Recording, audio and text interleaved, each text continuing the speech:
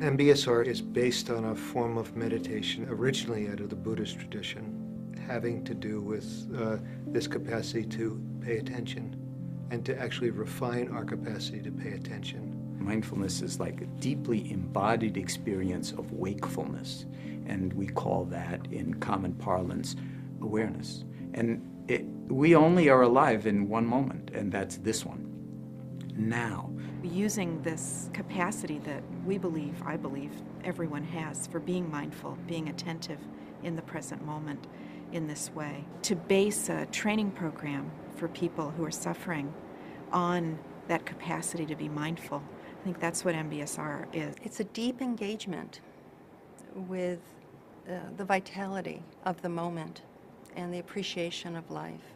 And all of this is done both alone and as a group, so that it has the sense of the community learning to it. In the MBSR classes, we get a whole bunch of people together, and people begin to talk about what's really going on.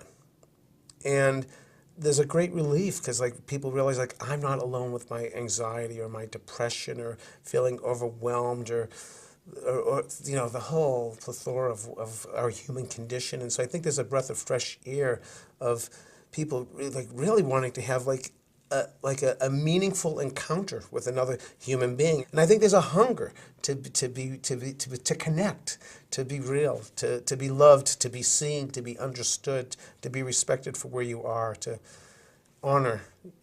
be honored.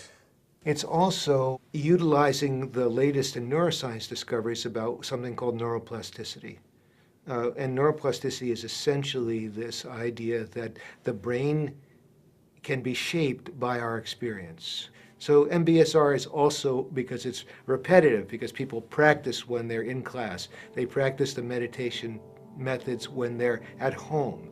They practice them in their everyday lives, is that there's a kind of mental muscle being built, if you will, that has real life implications in terms of you might actually handle situations in your life differently. The things that used to stress you out might not stress you in the same way. Stress is the word that John used in '79 when he was coming up with the course. It was his word for the Buddhist term dukkha, which means suffering, but it means that quality of things just not being right. And it's a great word to use for what we're doing. We're reducing the effects that stress might have on the body. But really what we're reducing is the way that people get lost in their pain and suffering and forget that there is this inherent capacity to come back to balance and ease in our lives. And the program actually accompanies people on a journey through discovering that. So to me, that's what the MBSR program is, the mindfulness-based stress reduction program, mindfulness-based suffering reduction program.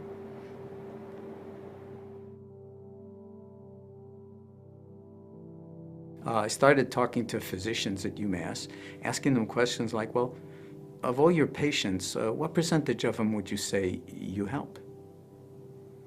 And again, remember, this is now 1979. And I was completely astonished by their responses. They said, well, maybe 20%, 15%. And I said, well, what happens to the others?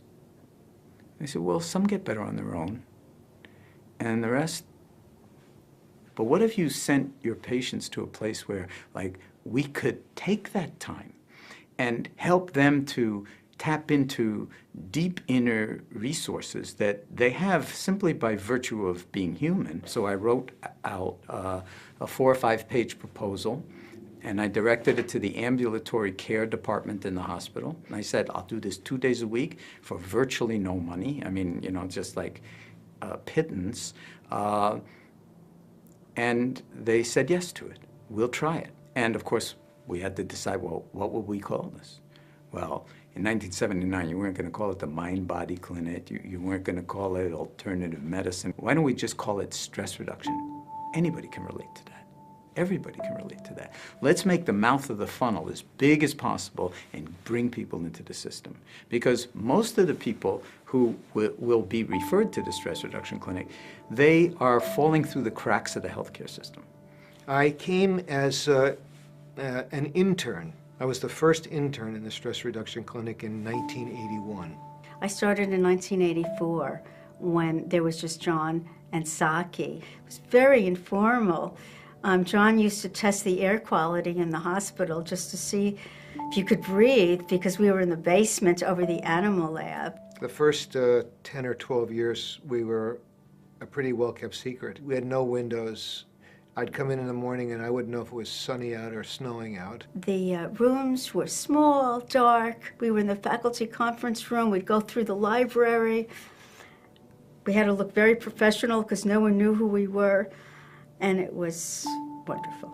I'm lying on the floor of the faculty conference room in like the first cycle, I think, or the second cycle, and I'm halfway through the body scan, and then the door opens, and there are 30 people on the floor, and this troop of people in white coats walk in, and the guy in front, he comes up to me, and he looks down at me, and he looks around, and he says, "What's going on here?"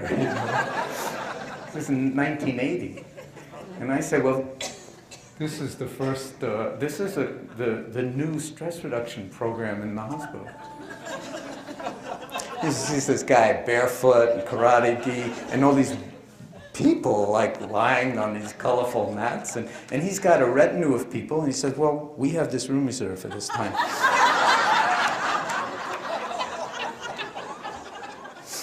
And I said, "That's funny." I thought, I made sure that we had it reserved. I double-checked, I triple-checked, you know, and so he looks around and he says to me, "Are these our patients?" And I said, "Yes, they are." And he said, "Then we will find another place to hold our meeting."